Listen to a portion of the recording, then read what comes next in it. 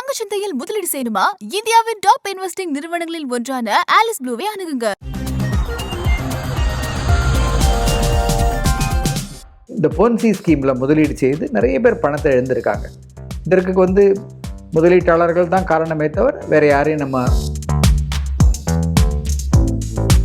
20 ஆண்டு காலத்துக்கு அப்புறம் ஒரு மியூச்சுவல் ஃபண்டு அவங்க NAV 10 ரூபாயிலேருந்து 1000 ரூபாய் ஆயிருக்கு, 1500 ரூபாய் ஆயிருக்கு, 2000 ரூபாய் ஆயிருக்கு. அதில் யாரெல்லாம் பெனிஃபிஷரிஸ் அப்படின்னு பார்த்தா, ஃபிக்ஸட் டெபாசிட் இன்ட்ரெஸ்ட் 8% வருது, 7% வருதுன்னா வருடாந்தோறும் வரும். ஆனால் ஈக்விட்டி மார்க்கெட் ரிட்டர்ன்ஸ்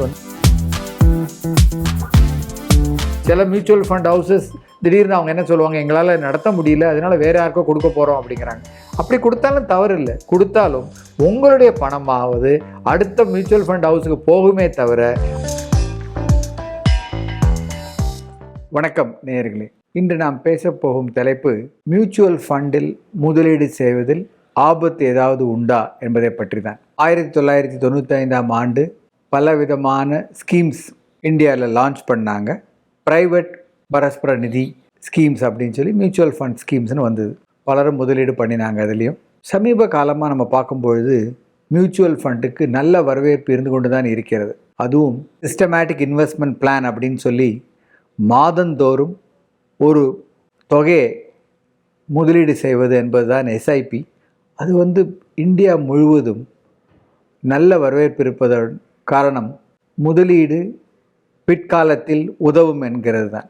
இந்த நம்பிக்கையுடன் முதலீடு செய்யும் தருவாயில் சமீப காலத்தில் சில செய்திகள் வந்து கொண்டு தான் இருக்கிறது. மியூச்சுவல் ஃபண்டில் முதலீடு செய்தால் ஆபத்து இருக்கலாம் அப்படின்னு சொல்லி அதை தீர்க்கிறது தான் இன்று நான் பேச இருக்கிறேன். மியூச்சுவல் ஃபண்ட் முதல்ல தெரிஞ்சுக்க வேண்டியது, இட்ஸ் எ ரெகுலேட்டட் ஸ்கீம். இதோட ரெகுலேட்டர் யார் அப்படின்னா securities exchange board of India, SEBI. இவங்க தான் இதை ரெகுலேட் பண்ணுறாங்க. இதை நான் எதுக்கு சொல்கிறேன்னா, நிறைய ஸ்கீம்ஸ் இந்தியாவில், எஸ்பெஷலி தமிழ்நாட்டில் அன்ரெகுலேட்டட் ஸ்கீம் ரொம்ப பாப்புலராக இருக்குது. இந்த அன்ரெகுலேட்டட் ஸ்கீமில் நிறைய பணத்தை கலெக்ட் பண்ணுறாங்க. அதுக்கப்புறம் அதை திருப்பி கொடுக்க முடியாத ஒரு சூழ்நிலையில் முதலீட்டாளர்கள் ஏமாந்து போகிறாங்க. ஒன்று SEBI தான் மெயின் ரெகுலேட்டர். அது கீழே AMFIன்னு ஒரு ஆர்கனைசேஷன் இருக்குது. அவங்க தான் சர்க்குலர்ஸ் எல்லாம் கொடுத்து எல்லா மியூச்சுவல் ஃபண்ட் ஹவுஸுக்கும் எப்படி பண்ணலாம், எது பண்ணக்கூடாது, இந்த டிஸ்ட்ரிபியூட்டர்ஸ் ரெஜிஸ்ட்ரேஷன் முதற்கொண்டு எல்லாம் அவங்க தான் பார்த்துட்ருக்காங்க. இந்த தருவாயில் இன்வெஸ்டர் ப்ரொடெக்ஷன் அப்படிங்கிறது ஒரு முக்கியமான ஒரு அப்ஜெக்டிவாக SEBI எடுத்துகிட்ருக்காங்க. SEBI 1992 ஆரம்பித்த போது 3 முக்கிய அப்ஜெக்டிவோடு ஆரம்பித்தாங்க. ஒன்று இன்வெஸ்டர் எஜுகேஷன், இரண்டாவது முதலீட்டாளர் விழிப்புணர்ச்சி, மூன்றாவது முதலீட்டாளர் பாதுகாப்பு. இதுதான் ஆரம்பித்ததோட காரணம். முதலீட்டாளர் பாதுகாப்புங்கிற தலைப்பில் நிறைய அவங்க ஒரு செமினார்ஸ் கண்டக்ட் பண்ணுறாங்க. ரீஜனல் செமினார்ஸ் அந்தந்த லாங்குவேஜ்லேயும் கண்டக்ட் பண்ணிகிட்ருக்காங்க. இருந்தாலும் நம்ம செய்திகளை பார்க்கும்பொழுது இந்த பொன்சி ஸ்கீமில் முதலீடு செய்து நிறைய பேர் பணத்தை இழந்திருக்காங்க. இதற்கு முதலீட்டாளர்கள் தான் காரணமே தவிர வேறு யாரையும் நம்ம பொறுப்பேற்றுக்களை செய்ய முடியாது.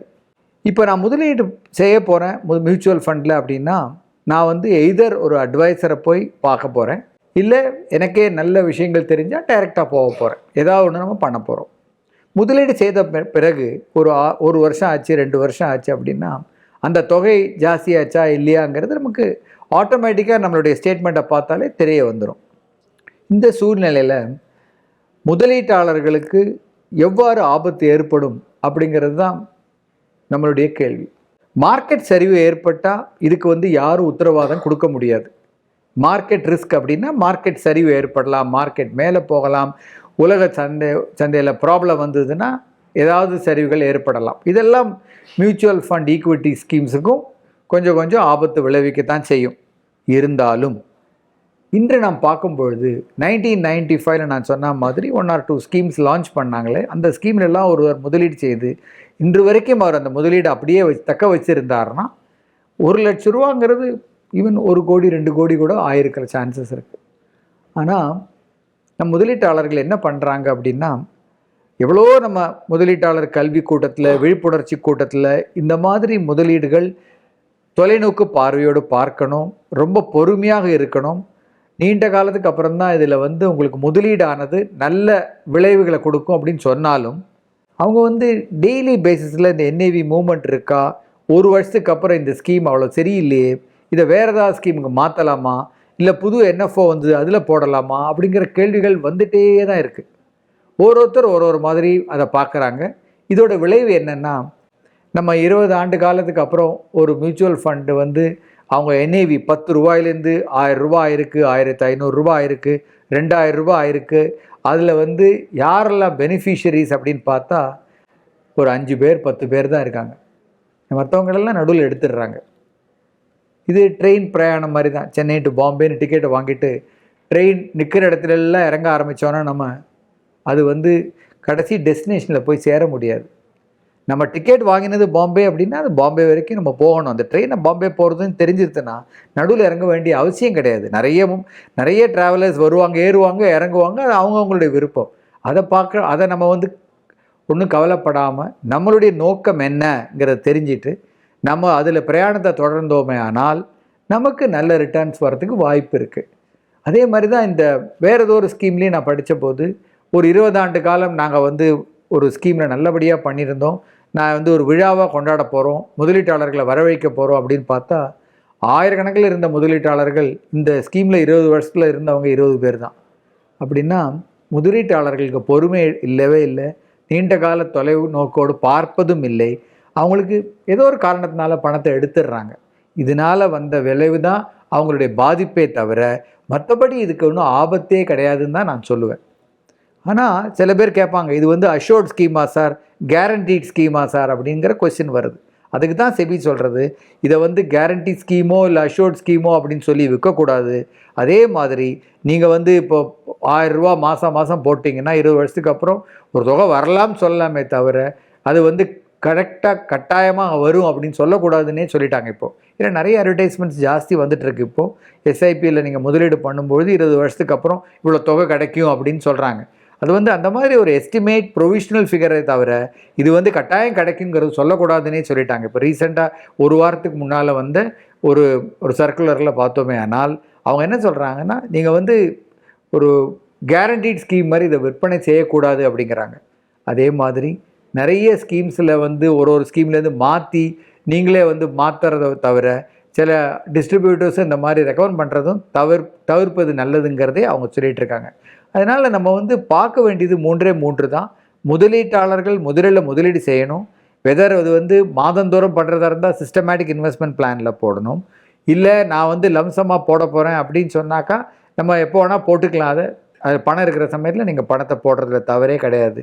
ஆனால் நம்ம நீண்ட கால தொலைவு 5 ஆண்டுகள் 6 ஆண்டுகள் இருந்தால் ஒழிய நமக்கு தக்க பயன் கிடைக்காது. நேற்று கூட ஒருத்தர் ஃபோன் பண்ணார் கோயம்புத்தூர்லேருந்து. அவர் என்ன சொல்கிறாரு, சார் லாஸ்ட் 1 இயரில் ரிட்டர்ன் ஜாஸ்தி இல்லை சார், வேறு ஏதாவது ஸ்கீமில் முதலீடு பண்ணலாமே அப்படிங்கிறாரு. ஒரு வருஷத்துலலாம் நம்ம போய் ஒரு ஸ்கீமில் இன்னொரு ஸ்கீம் போகிறது அவ்வளோ சரியில்லை. அதனால் கொஞ்சம் வெயிட் பண்ணுங்கள் சார், ஒரு 3 ஆண்டு காலம் வெயிட் பண்ணிவிட்டு பர்ஃபார்மன்ஸ் இல்லைன்னா நம்ம மாற்றி கொடுக்கலாமே தவிர 1 ஆண்டு காலங்கிறது ரொம்ப குறுகிய காலம் அப்படின்னு சொன்னோன்னா இது வந்து நம்ம ஃபிக்ஸட் டெபாசிட் இன்ட்ரெஸ்ட் 8% வருது 7% வருதுன்னா வருடாந்தோறும் வரும். ஆனால் ஈக்விட்டி மார்க்கெட் ரிட்டர்ன்ஸ் வந்து அந்த மாதிரி வராது. அதைத்தான் நம்ம புரிஞ்சுக்கணும். நம்மளுடைய முதலீட்டாளர் கல்வியில் நம்ம தெரிஞ்சுக்க வேண்டியது 3 தான். இது வந்து வருஷம் ஒரே ரிட்டர்ன் வராது. ஒரு வருடம் 20% வரலாம், இன்னொரு வருஷம் -10% வரலாம். ஆனால் நீங்கள் 5 ஆண்டு காலம் வெயிட் பண்ணிங்கன்னா 10லேருந்து 12% வரத்துக்கு வாய்ப்பு அதிகமாக இருக்குது. அதனால் உங்கள் எதிர்பார்ப்புகளை 10லேருந்து 12க்குள்ளே வச்சுட்டிங்கன்னா உங்களுக்கு டிசப்பாயின்மெண்ட்டே இருக்காது, ஏமாற்றத்தையும் கொடுக்காது. இதுதான் நான் சொல்ல வேண்டிய முக்கியமான கருத்து மியூச்சுவல் ஃபண்ட் முதலீடை பற்றி. அதனால் நம்ம வந்து மற்றவங்க சொல்கிறாங்களே அப்படின்னு சொல்லிட்டு பயப்பட வேண்டிய அவசியமும் கிடையாது. இன்வெஸ்டர் ப்ரொடெக்ஷனுங்கிறது ரொம்ப முக்கியமான கருத்துக்களை கொண்டு செபி அவங்க வந்து நீங்கள் பார்த்தீங்கன்னா லாஸ்ட் 25 இயர்ஸில் என்னெல்லாம் பண்ணியிருக்காங்க அவங்க முதலீட்டாளர்களுக்கு அப்படிங்கிறதையும் நீங்கள் பார்க்கணும். சில மியூச்சுவல் ஃபண்ட் ஹவுசஸ் திடீர்னு அவங்க என்ன சொல்லுவாங்க, எங்களால் நடத்த முடியல, அதனால் வேறு யாருக்கோ கொடுக்க போகிறோம் அப்படிங்கிறாங்க. அப்படி கொடுத்தாலும் தவறு இல்லை. கொடுத்தாலும் உங்களுடைய பணமாவது அடுத்த மியூச்சுவல் ஃபண்ட் ஹவுஸுக்கு போகுமே தவிர அந்த ஃபண்டு நடத்துவாங்களே தவிர அதனால் இந்த கம்பெனி மூடிட்டு அவங்க பணத்தை எடுத்துகிட்டு போக வாய்ப்பே கிடையாது. ஏன்னா ட்ரஸ்டீஸ் தான் இந்த முதலீட்டாளருடைய பணத்தை கையாளுறாங்க. அவங்களுடைய கண் பார்வையில் தான் எல்லாமே நடந்துக்கிட்டு இருக்கு. அதனால் நம்ம வந்து ஏதாவது பிரச்சனைன்னு சொல்லி இருந்தாக்கா நம்ம செபியோடைய அவங்களுடைய பார்வைக்கு கொண்டு போகிறோமே ஆனால் ஆட்டோமேட்டிக்காக நிறைய பிரச்சனைகளை சால்வ் பண்ண முடியும். நம்ம செபிக்கு எழுதலாம், இந்த மாதிரி நான் முதலீடு பண்ணியிருந்தேன் சார், இப்போ அந்த முதலீடை காணோம் அப்படின்னு சொன்னால் கட்டாயமாக உங்களுக்கு ரிப்ளை பண்ணுவாங்க. பட் அந்த மாதிரி காணாமல் போகிறதுக்கு வாய்ப்பே கிடையாது.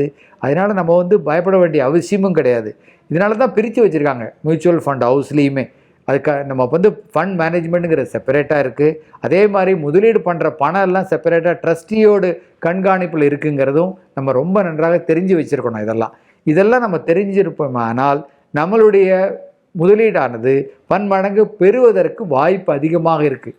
இன்றைய சூழ்நிலையில் நமக்கு வந்து 5%, 6% பேங்க் இன்ட்ரெஸ்ட் கிடைக்கிற சூழ்நிலையில் நமக்கு அதிகமாக கிடைக்க வேண்டிய ஒரு கட்டாயம் ஏற்படுத்துவோமானால் அது மியூச்சுவல் ஃபண்ட் ஹவுஸ் தான் நமக்கு கிடைக்கக்கூடிய ஒரு வாய்ப்பு. இந்த வாய்ப்பை நம்ம விடவே கூடாது. இன்றைக்கி வந்து 40 லட்சம் கோடி மியூச்சுவல் ஃபண்ட் ஹவுஸில் இன்னைக்கு கையாளுறாங்க. AUM சொல்லுவாங்களே, அசர் அண்டர் மேனேஜ்மெண்ட், 40 லட்சம் கோடி. நம்ம ஒரு 20-25 வருஷம் முன்னால் பார்த்தோம்னால் 2 லட்சம் கோடி தான் இருந்திருக்கும் அதில். ஸோ இதே வேகத்தில் இது போச்சுன்னா 100 லட்சம் கோடி வரைக்கும் வரத்துக்கு வாய்ப்பு இருக்குது. இன்னொரு 10 வருஷம் 15 வருஷத்துக்குள்ளே வரத்துக்கு வாய்ப்பு இருக்குது. ஏன்னா ரீட்டைல் இன்வெஸ்டர், சிறு முதலீட்டாளர்கள் அதிகமாக முதலீடு செய்வது மியூச்சுவல் ஃபண்ட் ஸ்கீம்ஸ் தான் இன்றைக்கி. அதனால் நீங்கள் தைரியமாக முதலீடு செய்யணுங்கிறது தான் என்னுடைய வேண்டுகோள். இதை வந்து நீங்கள் நல்லபடியாக உபயோகிச்சோமானால் கட்டாயமாக உங்களுடைய வெல்த் கிரியேஷன் எக்ஸசைஸ் நல்லபடியாக இருக்கும். நம்ம வந்து முதலீடு செய்யும்போது ஒரு 3-4 வகையாக முதலீடு செய்வதற்கு வாய்ப்பு இருக்குது. நார்மலாக ஃபிக்ஸ்டு இன்கம் சொல்லுவாங்க, இந்த bank interest, post office interest, இந்த மாதிரியானது ஒரு 6%லேருந்து 7% உட்பட கிடைக்கும். ஆனால் நம்ம சொல்கிறது எப்போதுமே பணம் வீக்கத்தினால அது தாக்கத்தை ஏற்படுத்தும் அப்படிங்கிறது. செகண்ட் வந்து நிறைய பேர் கோல்டு வாங்குகிறாங்க. கோல்டு வந்து ஒரு நல்ல ஒரு டைவர்சிஃபிகேஷனுக்கு ஒரு 5%லேருந்து 10% வச்சுக்கலாமே தவிர அதிகமான அளவில் அதில் போட முடியாது. கோல்டோட ரிட்டர்னும் 6-7% தான் ஆவரேஜாக இருக்கும் 30 வருஷம் எடுத்திங்கனாக்கா. அதனால் அதுக்கு மேலெலாம் அதில் வர வாய்ப்பு இல்லை. ரியல் எஸ்டேட்டும் நிறைய பேர் வந்து 1 வீடு, 2 வீடு, 3 வீடுன்னு போகிறாங்க. அதில் ரெண்டல் ரிட்டர்ன் அப்படின்னு பார்த்தாக்கா அது ஈல்டு வந்து 2.5%, 3%க்கு மேலே வரதில்லை. இப்படியெல்லாம் இருக்கிற ஒரு சூழ்நிலையில் mutual fund, equity diversified fund ஒரு 20 ஆண்டு காலம் முதலீடு செய்தால் ஒரு 12லேருந்து 13% நமக்கு ரிட்டர்ன் கிடைக்க வாய்ப்பு இருக்கும் பொழுது அதை ஏன் நம்ம நழுவ விட வேண்டும்? இதனால் நம்ம வந்து இந்த மியூச்சுவல் ஃபண்டில் முதலீடு செய்து நம்மளுடைய பிற்காலத்திற்கு பாதுகாப்பாக பண்ண முடியுமா அப்படின்னு கேட்டால் ஆன்சர் இஸ் எஸ்.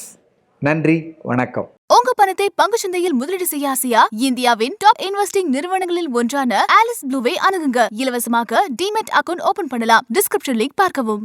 மேலும் நாணயம் விகடன் யூடியூப் சேனல்ல வரப்போற பிசினஸ் மற்றும் பினான்ஸ் சம்பந்தமான வீடியோக்களை உடனே பார்க்க இந்த வீடியோ கீழே உள்ள சப்ஸ்கிரைப் பட்டனை கிளிக் பண்ணுங்க. அண்ட் மறக்காம அந்த பெல் ஐக்கனையும் கிளிக் பண்ணிடுங்க.